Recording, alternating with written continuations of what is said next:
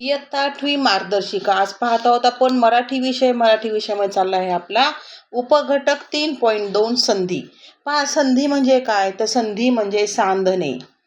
शब्दातील एकमेकांशेजारी आलेल्या वर्णांच्या एकत्र येण्याला म्हणजेच संधी असे म्हणतात, की नाही, जोडण्याला म्हणजे संधी म्हणतात. आता संधीचे प्रकार किती? तर संधीचे प्रकार पहा, काय काय पडते ते संधीचे प्रकार. पहिला प्रकार स्वरसंधी, दुसरा व्यंजन संधी, विसर्ग संधी.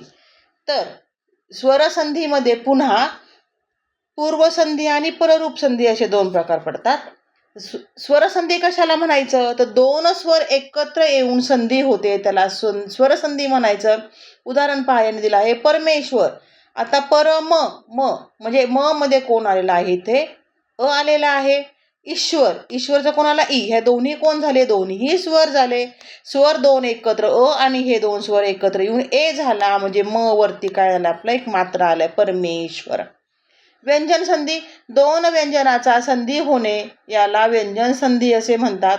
व्यंजन प्लस व्यंजन येईल किंवा व्यंजन प्लस स्वर येईल.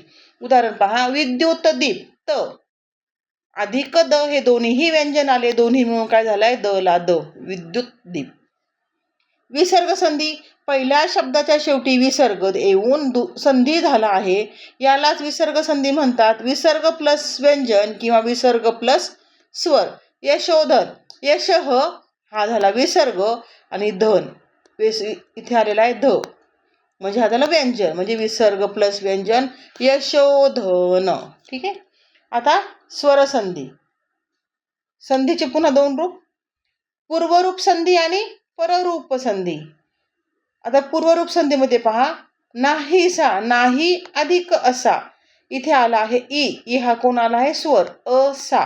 या प्रकारात पहिला स्वर न बदलता तसाच राहतो व दुसरा स्वर लोप पावतो. पहा, इथे ई राहिलाय, अ गेला, नाही सा, नाही सा, अ काय झाला? लोप पावलेला आहे. पररूप संधीमध्ये पहा काय होतं? इथे उलट होतं. या प्रकारात पहिला स्वर लोप पावतो आणि दुसरा तसाच राहतो. हात अधिक ऊन, हातून. पहा, अ गायब झाला आणि या ऊची मात्रा म्हणजे उकार इथे लागला, म्हणजे हातून काय झालंय? हातून. ठीक आहे. अजून एक उदाहरण दिलं आहे यांनी, नदी त, नदी आत. इथे काय झालंय? पहिल्याच नदी, नदीचा पहिला स्वर कोण आहे? ई तसाच राहतो नदी, आणि त, नदी त इथं लोप पावला आहे, दुसऱ्याच्या सुरुवातीचा स्वर आ. साजेसा, साजे सा, अ गायब झालाय, साजे सा, याला म्हणायचं पूर्वरूप संधी. म्हणजे पहिल्या शब्दाचं जो पहिल्या फोड करतो आपण, तेव्हा पहिल्या शेवटी जो राहतो ना, तो तसाच राहतो आणि दुसऱ्याचा स्वर लोप पावतो. आणि पररूप संधी म्हणजे काय? दुसऱ्याचं तसंच राहतो, पहिल्याचं लोप पावतो. उदाहरण पहा, चिंधोटी, चिंधी अधिक ओटी, ईला लोप झालाय आणि ओ आलेला आहे, चिंधोटी. घरी, घर, अलोप झालाय आणि तसंच राहिलाय, घरी. ठीक आहे. जोड शब्दातील पहिल्या शब्दातील शेवटचा वर्ण आणि दुसऱ्या शब्दातील पहिला वर्ण हे एकमेकात मिसळतात व दोहोंबद्दल एक वर्ण होतो. वर्णाच्या अशा एकत्र होण्याच्या प्रकारास संधी असे म्हणतात. संधी म्हणजे सांधणे, जोडणे. आता संधीचे प्रकार आपण पाहिले आहेत, तेच पुन्हा त्यांनी रिपीट दिलेलं आहे. स्वरसंधी, व्यंजन संधी, विसर्ग संधी. ठीक आहे, आपण पाहिलं हे आत्ताच. पूर्वरूप संधी पण पाहिलंय, पररूप संधी तिकडे त्यांनी ट्रीच्या आकारामध्ये दिलेलं होतं आणि इथे सरळ तक्त्यात दिलेलं आहे.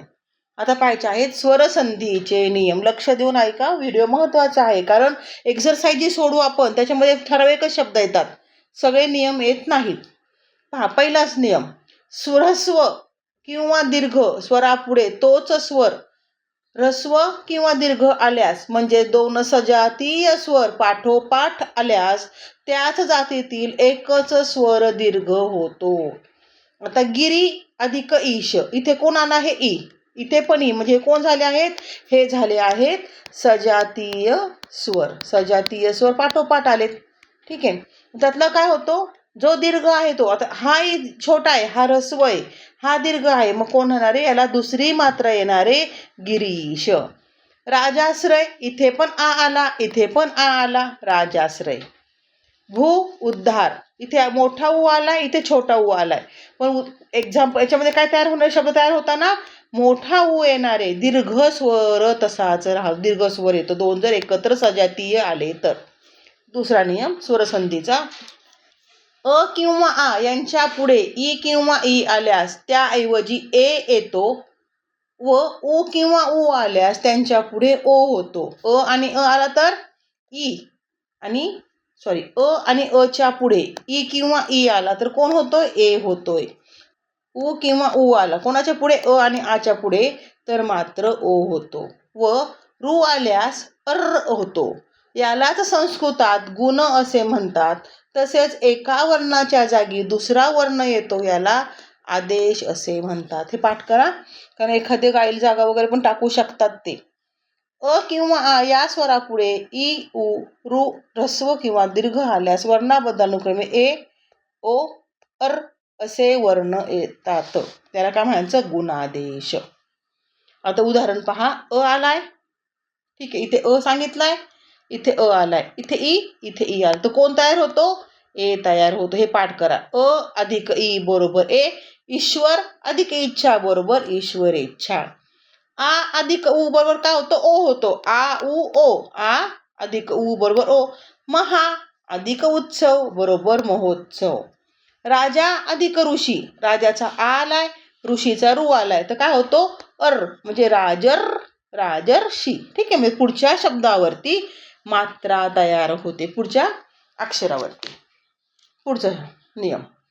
अ किंवा आ यांच्या पुढे ए किंवा ऐ आले तर काय होतंय? दोहोंबद्दल ऐ होतो. आणि ओ किंवा औ आला तर औ तयार होतो. सदाचा आला आ एव. आ अधिक ए बरोबर ऐ. सदैव म्हणजे ते दोन मात्रा आले त्याच्यामध्ये कोण असतो? ऐ लपलेला असतो. जल अधिक ओघ. जलचा अ आला आणि ओ आला तर कोण तयार होतो? औ. जलौघ म्हणजे ते दोन मात्रे तयार होतात. जलौघ म्हणजे औ. गंगा आ अधिक ओ. आ अधिक ओ कोण होतो? औ होतो. मग गंगौघ इथे पण औ आलेला आहे. पुढचा नियम. स्वरसंधीचे नियम पाहतोय आपण. ई उ रू. ई उ रू या ह्रस्व किंवा दीर्घ यांच्या पुढे विजातीय स्वर आल्यास ई बद्दल य आणि उ बद्दल व आणि रू बद्दल र हे वर्ण येतात आणि त्यात पुढील स्वर मिसळून संधी तयार होते. आता पहा. प्रीती कोण आलं इथे? छोटा ई आला. ह्या ती मध्ये कोण आहे? छोटा ई आहे म्हणजे ह्रस्व आहे. आणि अ आला, ई अधिक अ काय होतंय? य अधिक अ म्हणजेच कोण तयार होतंय? य. प्रीत्यर्थ ई आणि अ हे दोघं मिळून काय तयार झालं इथे? त्य. प्रीत्यर्थ. अति अधिक उत्तम. अतिचा घेतला स्मॉल ई, छोटा ई. उ घेतलाय काय तयार झाला? यू. अत्युत्तम. पहा, हे सगळे नियम पाठ करायचे. मनु अंतर. उ अधिक अ. उ अधिक अ आला तर काय होतो? व होतो. मन्वंतर. मातृ अधिक आज्ञा. तर ऋषीचा रू आलाय मातृमध्ये, आज्ञाचा आ आलाय आ मध्ये. रू अधिक आ बरोबर रा. मात्राज्ञा. ठीक आहे, हे सगळे नियम पाठ करा की ई अधिक ई बरोबर य, ई अधिक उ बरोबर यू. पाचवा नियम. अ ऐ ओ औ या स्वरांपुढे कोणताही स्वर आला तर त्याबद्दल अनुक्रमे ऐ आय अव आव असे आदेश होऊन पुढील स्वर त्यात मिसळतो. पहा. ए ऐ ओ औ यांच्यामध्ये कोण आलाय? अ ई ई. नेचा घेतला ए, अनचा घेतला आ. ने अधिक अन अय तयार होतो नयन. गै याच्यामध्ये आला ऐ आणि अन गायन. गो अधिक ईश्वर. गो आला ओ, ईश्वरचा ई आला काय होतो? अवी. गवीश्वर. तसंच कवीश्वर. नऊ अधिक इक. इथे आला डबल मात्रा औ अधिक ई. औ अधिक ई बरोबर होतो आवी. नाविक. ठीक आहे, पुढचं पाहूयात. हे झाले सगळे आपले स्वरसंधीचे नियम. आता पाहायचे आहे आपल्याला व्यंजन संधीचे नियम. नियम पाठ करा. पुन्हा हा व्हिडिओ ऐका, नियम पाठ होऊन जातील तुमचे. पहिल्या 5 वर्गातील अनुनासिकाशिवाय कोणत्याही व्यंजनापुढे कठोर व्यंजन आले असता त्या पहिल्या व्यंजनाच्या जागी त्याच्याच वर्गातील पहिले कठोर व्यंजन येऊन संधी होते. तर कठोर व्यंजन कोणते? क च ट त प. काल पाहिले आपण पहिल्या व्हिडिओला, कालच्या का परवाच्या व्हिडिओमध्ये पहा. क च ट त प पहिल्या 2 लाईन असतात कठोर, नंतर 2 असतात मृदू, आणि तिसऱ्या असतात अनुनासिका. पुन्हा आहे की नाही. वाग अधिक पती. ग एकत्र येणारी व्यंजने व संधी. ग ड ध प. ग अधिक प. इथं कोणाला ग, इथं कोणाला प. ग आणि प वाक्पती. काय झालंय? वाक्पती. षड अधिक शास्त्र. हे काय झालं आहे? षटशास्त्र. क्षुद अधिक पिपासा. क्षुत पिपासा. क्षुत पिपासा. नियम काय आहे? कठोर पहिल्या 5 वर्गातील अनुनासिकाशिवाय कोणत्याही व्यंजनापुढे जर कठोर व्यंजन आला तर काय होतंय? पहिल्या व्यंजनाच्या जागी त्याच्याच वर्गातील पहिले कठोर व्यंजन येऊन संधी तयार होतो. ठीक आहे. कठोर व्यंजन, मृदू व्यंजन ह्याचा अभ्यास करा पुन्हा एकदा. पहिल्या 5 वर्गातील कठोर व्यंजनापुढे अनुनासिकाखेरीज स्वर किंवा मृदू व्यंजन आल्यास त्याच जागी त्याच वर्गातील तिसरे व्यंजन येते. तिसरं व्यंजन कोणतं असतं ते पाहायचं. क ख ग. ओके. मधली लाईन. अप अधिक ज अब्ज. अप अधिक अब्ज. प फ आणि ब. ब हा कोण आहे? तिसऱ्या नंबरचा आहे. वाक्विहार. क अधिक व. काय झाले? वाग्विहार. क ख ग. ग कितव्या नंबरला आहे? तिसऱ्या नंबरला त्या लाईन मध्ये. अच अधिक आधी. च अधिक आ आलाय. आझादी. ज झ. ठीक आहे. पहिल्या 5 वर्गातील कोणत्याही व्यंजनापुढे अनुनासिक आल्यास पहिल्या व्यंजनाबद्दल त्याच्याच वर्गातील अनुनासिक व्यंजन येऊन संधी होते. व्यंजनाचा पहिला जो लेसन आहे ना आपला वर्णविचार. वर्णविचार पुन्हा पुन्हा ऐका. वर्णविचार चांगला झाल्याशिवाय तुम्हाला हा लेसन समजणार नाहीये. पोटशब्द. वाक निश्चय. क आला, निश्चयचा न आलाय, तर काय तयार होतंय? वांग निश्चय. अनुनासिका त्या शब्दात कोण शेवटी? न. षटन. षट अधिक मास. ट आणि म. षण्मास. कोण आलाय? न. ह्या लाईन मध्ये हा आहे पहा शेवटी. क क ख ग ग न. च छ ज झ न. ट ठ ड ढ न. ठीक आहे. सत अधिक मती. इथे कोण आला? त. मग तच्या लाईन मध्ये कोण असतो? हा नळाचा न असतो. त थ द ध आणि हा न असतो. मग इथे कोण येणार आहे? सन्मती. म्हणजे ह्या तची लाईन बोलायची आणि त्यातला शेवटचा जो अनुनासिका असतो तो आपल्याला संधी करताना घ्यायचा आहे. ठीक आहे. पुढचा नियम. त या व्यंजनापुढे च छ आल्यास त बद्दल च होतो. ज झ आल्यास त बद्दल ज होतो. ट ठ आल्यास त बद्दल ट होतो.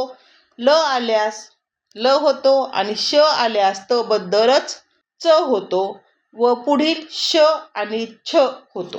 ठीक. आता एक्झाम्पल पाहूया तो क्लिअर होईल आपला. सच्चरित्र. त आणि च आला, च ला च जोडला गेलाय पहा. सच्चरित्र. सज्जन. त आणि ज आलाय, काय होणार आहे? ज होणार आहे. सज्जन. तत्टिका. त आणि ट आलाय, तटिका. तत्ल. त आणि ल आलाय, तल्लीन. सत शिष्य. सतचा त, शिष्यचा स, काय होतंय? सत्शिष्य. ठीक आहे. पुढचं. म पुढे स्वर आल्यास तो स्वर मागील म मध्ये मिसळतो. व्यंजन आल्यास म बद्दल मागील अक्षरावर अनुस्वार किंवा बिंदू येतो. उदाहरणार्थ समाचार. समाचार हा याच्यामध्ये मिसळतोय. समगती. तर संगती. हा जो म आहे तो अनुस्वारासारखा चालतो इथे. छ पूर्वी ऱ्हस्व स्वर आला तर दोहोंमध्ये च हा वर्ण होतो. रत्न अधिक छाया. रत्नछाया. शब्द अधिक छल. शब्दच्छल. ठीक आहे. हा च इकडे लागला जातो, इथे आणि इथे. पुढे आता राहिले आहेत आपले विसर्ग नियम. विसर्ग संधीचे नियम.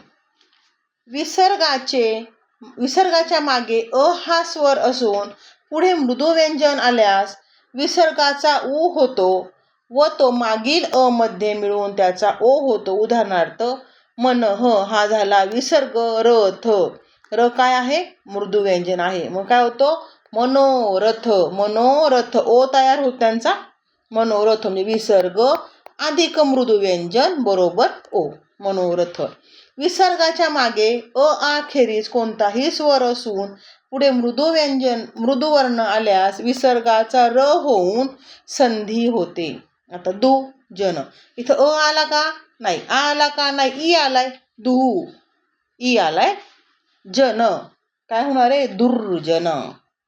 वरील नियमाप्रमाणे विसर्गाचा र झाला, पण अशा रच्या पुढे र हा वर्ण आल्यास पहिल्या रचा लोप होतो. त्यामागील स्वर ह्रस्व असल्यास दीर्घ होतो. पहा, निही विसर्ग आलाय, इथं र आलाय, मग र होईल का? नाही. तर पहा, नीरस शब्द होतो. हा एक र लोप पावला जातो आणि काय राहतो? नीरस. तर आपण म्हणायचं निरस असा होईल. नाही, हे न होता काय होणार आहे? नीरस. पदाच्या शेवटी स येऊन त्याच्या पुढे कोणतेही व्यंजन आल्यास स चा विसर्ग तयार होतो. मनस्पटल. तर स जातो, काय राहतं? मनःपटल. स जातो आणि काय राहतो? मनःपटल. म्हणजे स च्या पुढे कोणतेही व्यंजन आले तर विसर्ग करायचा. पदाच्या शेवटी र येऊन त्याच्या पुढे कठोर व्यंजन आल्यास र चा विसर्ग होतो. आता पहा, पदाच्या शेवटी कोणाला? र. क हा काय आहे? कठोर व्यंजन आहे. क च ट त प हे पहिली लाईन कोण आहे? कठोरची आहे. र. र अधिक क विसर्ग होणार. अंतःकरण. पाठ करा सगळे. पुढचा. विसर्गाच्या ऐवजी येणाऱ्या र च्या मागे अ व पुढे मृदू वर्ण आल्यास तो र तसाच राहून संधी निर्माण होतो. आता पहा, विसर्गाच्या ऐवजी र आलाय, इथं विसर्ग नाही आला, र आलाय. पुन्हा नाही तर पुनर आलाय. आणि ज हा कोण आहे? मृदू वर्ण. तर काय होतं त्याचा? पुनर्जन्म. काय होतोय? पुनर्जन्म. विसर्गाच्या मागे अ हा स्वर असून पुढे क ख प फ यापैकी एखादे व्यंजन आले तर विसर्ग कायम राहतो. मात्र पुढे अन्य स्वर आला तर विसर्ग लोप पावतो. इथं निसर्ग झालाय. तेज पुंज. तेज पुंज. तेज पुंज. इथं उत्तर. विसर्गाच्या मागे ई किंवा उ असून पुढे क ख प फ यापैकी कोणताही वर्ण आल्यास विसर्गाचा काय होतोय? श. निष्कारण. अपवाद त्याला फक्त. निष्पक्ष हा त्याला अपवाद आहे. आणि अपवाद बऱ्याच वेळा परीक्षेला टाकले जातात, कारण आपण नियमानुसार चालतो आणि मग इथे आपलं गोंधळ होतो. पुढचा प्रश्न. पुढचा नियम. विसर्गाच्या पुढे च छ आल्यास विसर्गाचा श होतो. त थ आल्यास स होतो. मनस्ताप. इथं काय झालंय? विसर्गाचा स झालाय. मनस्ताप. पुढचं. विसर्गाच्या पुढे श स आल्यास विसर्ग विकल्पाने कायम राहतो किंवा लोप पावतो. दुःशासन. निसंदेह. ठीक आहे. अजून आहे का? ठीक आहे. आता पुढच्या लेक्चरला आपण काय करू? 3.2 सराव संच घेणार आहोत. तोपर्यंत अभ्यास करा. व्हिडिओ पुन्हा पहा. लाईक करा. तुमच्या मित्रांना शेअर करा. आणि हे नियम जे आहे ते नियम खूप महत्त्वाचे आहेत. त्यामुळे पुन्हा व्हिडिओ पहा. पुन्हा पाठ करा.